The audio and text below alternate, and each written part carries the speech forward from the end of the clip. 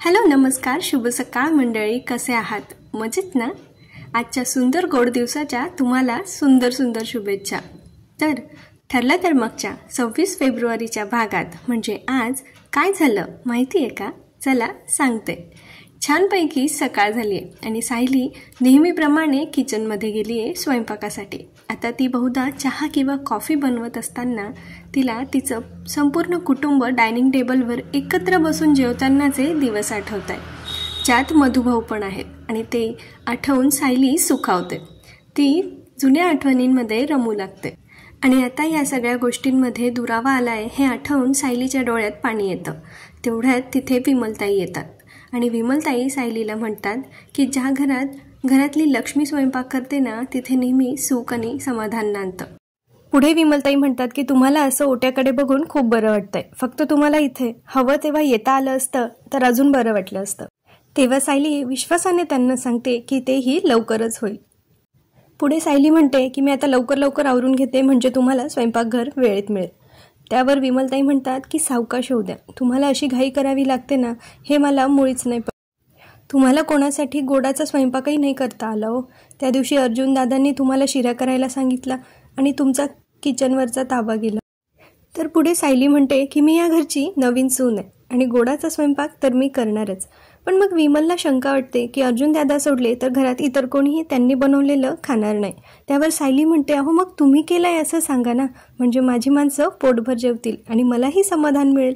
मग विमलताई आणि सायली दोघं एक टीम असल्यासारखं ते जुळवून आणू असा विचार करतात. विमल खुश होऊन म्हणते आपण ते जुळवून आणू, चालेल. आता पुढच्या सीनमध्ये कुसुमताई आणि मधुभाऊ पोलीस स्टेशनला निघालेत.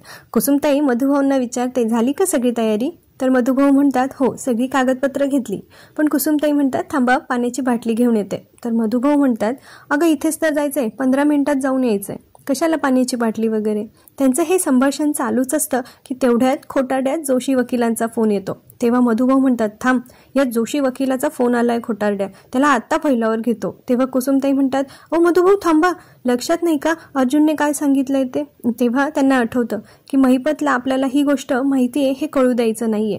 त्यानंतर कुसुमताई तो फोन स्पीकरवर टाकतात आणि मधुभाऊंना सांगतात की तुम्ही आधीसारखंच नॉर्मली त्याच्याशी बोला.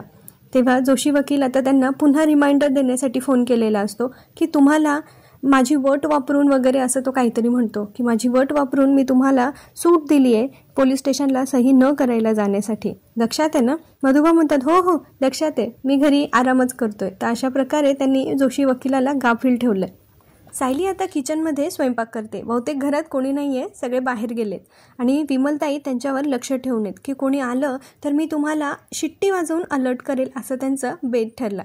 आता पुढे विमलताई सांगतात की तुम्ही सावकाश स्वयंपाक होऊ द्या, मी जरा पुढे जाऊन बघते कोणी येत आहे का म्हणून विमलताई जरा दाराकडे जातात आणि तितक्यात त्या बघतात की तिकडून अन्नपूर्णा आजी आणि कल्पनाताई येत आहेत.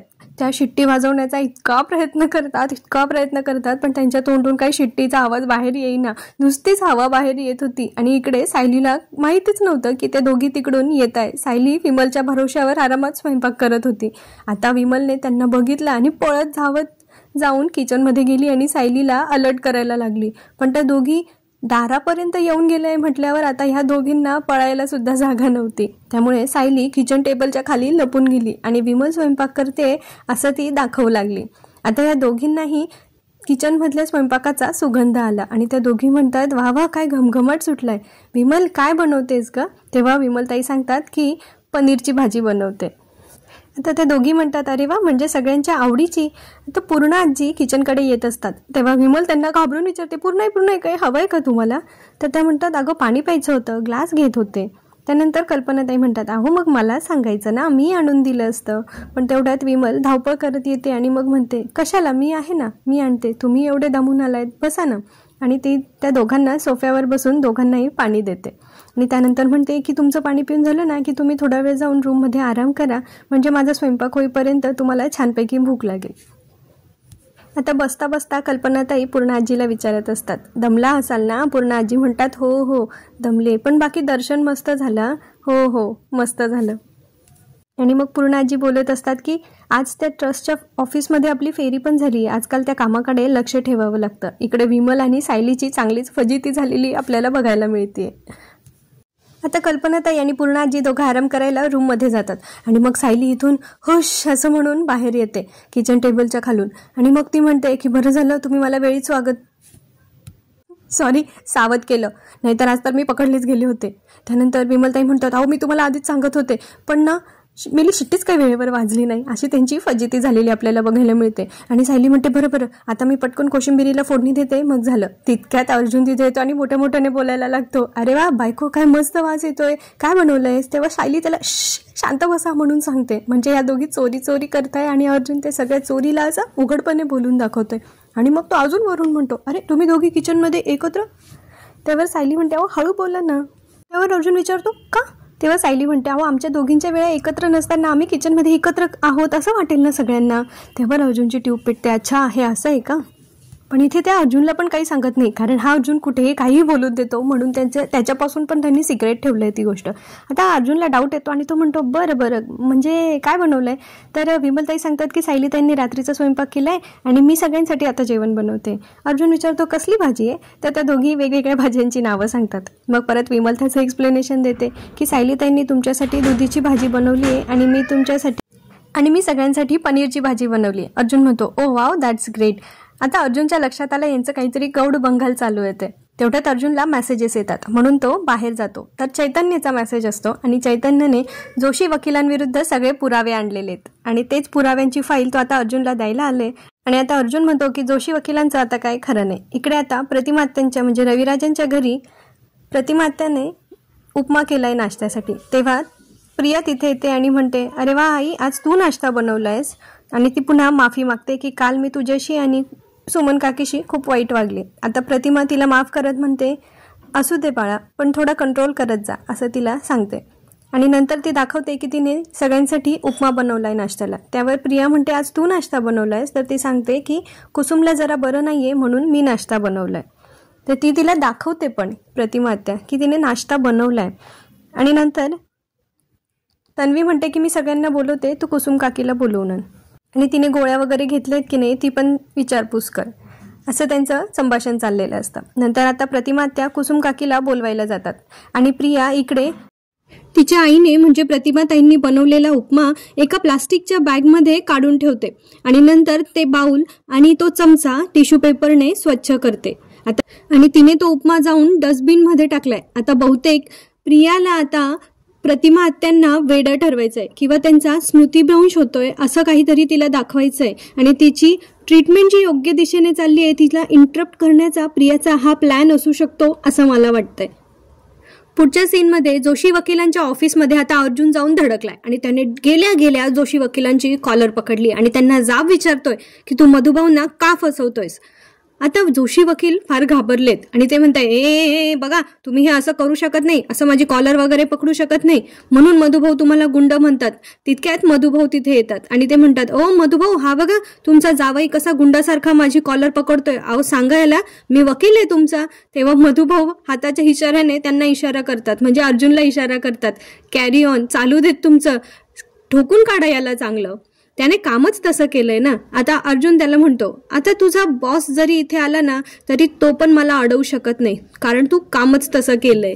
जोशी वकील मात्र इथे फार घाबरलाय पण तो सगळ्या गोष्टी डिनाय करतोय, नकार देतोय की त्यांनी काही चुकीचं केलेलं नाहीये आणि मधुभाऊंना त्यांनी फसवलेलं नाहीये. आता अर्जुन त्याला म्हणतो की अर्जुन सुभेदार पुराव्याशिवाय काही बोलत नाही आणि तो व्हिडिओ दाखवतो ज्यात मधुकर पाटील आणि जोशी एकत्र एका हॉटेलमध्ये बोललेले असतात. त्यानंतर अर्जुन जोशी वकिलाच्या खाडकन कानाखाली वाजवतो आणि त्याला शांत बसवतो. जोशी वकील आता घाबरलेत ना. आता ते अर्जुन पुढे विनवण्या करायला लागतात. अहो माझ्यावर दबाव आणला गेला होता पण मला मधुभाऊंना फसवायचं नाहीये, मी त्यांना फसवत नाहीये, मला एक चान्स द्या ना प्लीज, मला एक चान्स द्या ना मधुभाऊ, मला एक चान्स द्या ना असं म्हणून तो त्यांची विनवणी करत असतो. आता इकडे प्रियाने सगळ्यांना नाश्त्यासाठी बोलवलंय. त्यानंतर नागराज, रविराज, सुमन काकी आणि प्रतिमात्या सगळेजण डायनिंग टेबलवर नाश्त्यासाठी जमलेले असतात. तेव्हा तन्वी सगळ्यांना सांगत असते की बाबा आज आईने नाश्ता बनवलाय, काय बनवलंय आई. तेव्हा प्रतिमा सांगते की हो मी उपमा बनवलाय. त्यानंतर तन्वी उपमाचा बाउल ओपन करून बघते तर त्यात उपमा नसतोच. सगळे त्याच्याकडे बघायला लागतात की हा काय चमत्कार आहे, उपमा गेला कुठे. आणि प्रतिमालाही प्रश्न पडतो की मी तर बनवला होता. मग ती सगळ्यांना सांगू लागते, मी बनवला होता उपमा. तन्वी, मी तुला दाखवला होता ना, अहो मी त्यात वरून कोथिंबीर पण पेरली होती. मला चांगलं आठवतंय, मी उपमा बनवला होता, ह्याच भांड्यात काढून ठेवला होता. तेव्हा सुमन काकी म्हणतात की अहो वहिनी दुसऱ्या भांड्यात काढून ठेवला असेल, मी किचनमध्ये जाऊन एकदा बघून येते. तेव्हा त्या परत किचनमध्ये जातात, पण तिथे उपमा वगैरे किंवा काही बनवल्यासारखं असं वाटत नाही, असं त्या येऊन सांगतात की तिथे तर काहीच नाहीये आणि काही बनवलं असेल असंही वाटत नाहीये. त्यानंतर प्रतिमा त्या प्रियाला विचारतात, अगं तन्वी, मी तुला दाखवलं होतं ना. तेव्हा तन्वी म्हणते, मला नाही ग आई. आता इथे तिने प्रतिमा आत्याला खोटं ठरवलंय, पण प्रतिमा आत्याला हा प्रकार काही लक्षात येत नाहीये, कारण त्यांना पूर्ण खात्री आहे की त्यांनी बनवला होता आणि इकडे किचनवर येऊन ठेवला होता. एवढे सगळे भास कसे असू शकतात असं त्यांना वाटतं. नागराज म्हणतो, मग केला कुठे उपमा, तुम्ही नक्की बनवला होता ना. आता हे सगळं तिला वेडं ठरवण्याचा प्रयत्न करताय, म्हणजे नागराज आणि प्रिया. आणि रविराज आणि सुमन काकी यांना असं वाटतंय की कदाचित यांना भास झाला असेल, पण तसं काही नाहीये. खरं तर यांनी बनवला होता उपमा, पण तो आत्ता तिथे नाहीये. आता इथे प्रिया म्हणते, अगं आई, तुझ्या त्या गोळ्या चालू आहेत ना, कदाचित त्याच्या साईड इफेक्टमुळे तुला असं वाटत असेल. बघा, साईड इफेक्ट काय खरं नाही ह्या प्रियाचं. रविराजही थोडा विचारात पडलेत, पण त्यांना असं वाटतं की कदाचित प्रतिमाला भास झाला असेल. आता प्रिया इथे स्वतःच्याच मनामध्ये खुश होत म्हणते की ह्या प्रतिमाचा, म्हणजे या अर्ध्या मेंदूच्या बाईचा उरलेला अर्धा मेंदू पण मी आता पुसून टाकणार आहे. बघा, जोशींच्या ऑफिसमधला सीन कंटिन्यू केलाय. पुढे आता जोशी पळत असतो मधुभाऊंकडे. तो सांगत असतो की मला वाचवा, यांना काहीतरी सांगा म्हणून. पण अर्जुन त्याला मध्येच पकडतो आणि म्हणतो, जोशी आता बस झालं तुझी नाटकं, चुपचाप एनओसीवर साईन कर. आणि ते त्याला सही करायला भाग पाडतात. तेव्हा तो परत एकदा मधुभाऊंना सांगतो, म्हणजे जाता जाता अजून एकदा मनवण्याचा प्रयत्न करतो की मला एक चान्स द्या, मला एक संधी द्या मधुभाऊ, मी असं करणार नाही पुन्हा. आणि मग अर्जुन म्हणतो की चुपचाप याच्यावर सही कर. आणि मधुभाऊ पण इशाऱ्याने सांगतात की सही करा म्हणून. त्यानंतर जोशी वकील परत एकदा विचारून बघतात, आणि नाही केली तर अर्जुन म्हणतो की मग नाही केली तर तू ह्या एका केससाठी आतमध्ये नाही जाणार. आणि मग चैतन्यकडे असलेली फाईल अर्जुन त्याला दाखवतो आणि सांगतो की यात सगळी प्रूफ आहेत की तू कोणाकडून किती जास्त पैसे घेतलेत, कशा केस लढल्याय, कोणाला कसं फसवलंय, ह्या सगळ्या गोष्टींची याच्यामध्ये कॉपी केलेली आहे. जर तू साईन नाही केलीस तर मी ही फाईल बार काउन्सिलकडे सबमिट करेल. आणि मग पुढे काय होईल हे तुम्हाला वेगळं सांगण्याची गरज नाहीये. आता ह्या धमकीने करिअर धोक्यात येणारे जोशीचं हे त्याला कळलंय, आणि म्हणून तो सही करायला तयार झाला. आणि त्यानंतर त्याने एनओसीवर सही करून अर्जुनला ती केस सोपवली आहे. पण इथे आता ट्विस्ट असा आहे की अर्जुनने सही तर घेतलीये, केस त्याच्याकडे करून घेतलीये, पण तो आता इथे जोशी वकिलांना सांगतो की ही केस जरी मी तुझ्याकडून घेतलेली असेल तरी तू मधुभाऊंसाठी ती केस लढायचं, असं महिपत समोर दाखवायचं. आणि जे काम तू आता महिपतसाठी करणार होतास ते काम तू आता माझ्यासाठी करायचंय. आणि जर नाही केलंस आणि अतिशहाणपणा केला तर तुझं काय होईल याचा तू विचार कर. आणि ती फाईल मी बार काउन्सिल समोर नक्की दाखवेल, असं तो जोशीला सांगतो. जोशीला आता कळतंय की आपण जर आता अर्जुनचं नाही ऐकलं तर आपण आयुष्यातून उठू आणि सगळं काही संपेल. म्हणून जोशी आता अर्जुनची साथ द्यायला तयार झालाय. अर्जुन आहेच तसा हिरो, आपला चॉकलेट बॉय पण आहे आणि डॅशिंग पण आहे. त्याने जोशाला असं घाबरवलंय, असं अडकवलंय ना की आता जोशी काय महिपतच्या बाजूने जात नसतोय. अर्जुन पुढे जोशीचं तोंड पकडून त्याला म्हणतोय की तोंड बंद ठेवायचं आणि मी जे सांगेल ते आता यापुढे करायचं. यावर सगळ्यांची रिॲक्शन थोडा वेळ त्यांनी आपल्याला दाखवली आहे. आणि त्याच्यानंतर जोशी वकील कसा घाबरलाय, कसा बिथरलाय हे बघायला पण फार मजा येते. पण पुढे आता जोशी वकिलांनी अर्जुनला काय म्हटलंय ते इथे काही दाखवलेलं नाहीये. त्यानंतर आता डायनिंग टेबलवर जो सुभेदारांचा खूप आवडता कप्पा आहे बसायला, त्या ठिकाणचा सीन आपल्याला बघायला मिळतोय की तिथे सगळे डायनिंग टेबलवर जेवायला बसलेले असतात आणि सायलीने बनवलेला स्वयंपाक त्यांच्या ताटात वाढला गेलेला असतो. त्यानंतर अश्विन भाजीची एक बाईट घेऊन बघतो आणि मग त्याला लक्षात येतं की ही चव काहीतरी वेगळी आहे. आणि तो विमल ताईला विचारतो की ही भाजी तुम्ही बनवली आहे. त्यानंतर सगळेच ती टेस्ट करून बघतात आणि मग म्हणतात की हा सगळा स्वयंपाक विमल तू केलायस का. त्यावर विमल ताईला आता खोटं बोलण्याची सवय नसते, त्यामुळे त्या जरा अडखळतात. पण मग त्या म्हणतात हो मीच बनवलाय. पण मग सगळ्यांना सायलीच्या हातची चव गेल्या 1.5-2 वर्षात त्यांना सवय झाली होती, त्यामुळे ते पटकन ओळखतात की हा स्वयंपाक सायलीने केलाय. त्यानंतर मग आता पूर्णाजी विमलवर चिडतात आणि त्या म्हणतात की तुला नाही सांगितलं होतं ना, मग काय या सगळ्या गोष्टी करतेस. आता प्रतापराव पण म्हणतात की आम्ही अर्जुनच्या लग्नापासून बघतोय, आम्ही तुला या घरातलं मानतो, म्हणून तू जरा जास्तच पुढाकार घ्यायला लागली सगळ्या गोष्टीत, असं ते त्याला रागवून बोलत असतात आणि म्हणतात की ह्या सगळ्यात तू पडू नकोस आणि हे असं कशाला केलंस म्हणून ते विचारत असतात. आता कल्पनाताई पण तिच्यावर चिडतात आणि म्हणतात तुला स्वयंपाकाचा कंटाळा आला असेल तर मला सांग, मी बनवून देईल. पण मग नंतर सायली तिथे येते आणि मग म्हणते की प्लीज तुम्ही सगळ्यांनी, मीच केलंय, त्यांना काही बोलू नका, मीच सांगितलं होतं आणि आता तुम्ही सगळ्यांनी प्लीज जेवून घ्या. पण कोणीही जेवत नाही आणि सगळे जेवणाच्या ताटावरून उठून जातात. पूर्ण आजी पण चिडून म्हणतात की मला परक्या लोकांच्या हातचं काही खायचं नाहीये आणि त्या तिथून उठून निघून जातात. आता कल्पनाताई सायलीला पुन्हा चिडून म्हणतात की तुझ्यामुळे सगळे उपाशी राहिले, पूर्ण आई पण न जेवता गेल्या, त्यांना गोळ्या घ्यायच्या आहे माहिती आहे ना तुला. आणि असं म्हणून ते सगळे परत ताटावरून उठून तसंच अन्न टाकून उठायला लागतात. खरं तर ही पद्धत चुकीची आहे की ताटावरचं अन्न कुणी का बनवलेलं असे ना, पण त्याचा अपमान नको होता करायला. पण सध्या या लोकांच्या डोक्यात तन्वीचं भूत आहे ना, म्हणून ते असं वागतंय.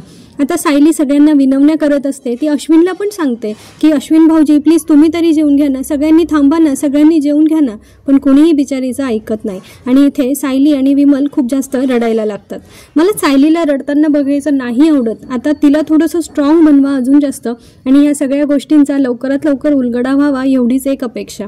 नंतर जोशी वकिलांच्या केबिनमध्ये अर्जुन बसलेला असतो आणि तो मस्त हाताची कॉलर वगैरे वर करून जोशीला परत एकदा घाबरवत असतो. जोशी ऑलरेडी खूप घाबरलाय, पण आता मात्र अर्जुन त्याच्यावर एकदम छापच सोडतोय आणि अर्जुन त्याला म्हणत असतो सांग पटापट बोल, आता तू महिपतच्या सांगण्यावरून या केसमध्ये काय काय करून ठेवलंय ते.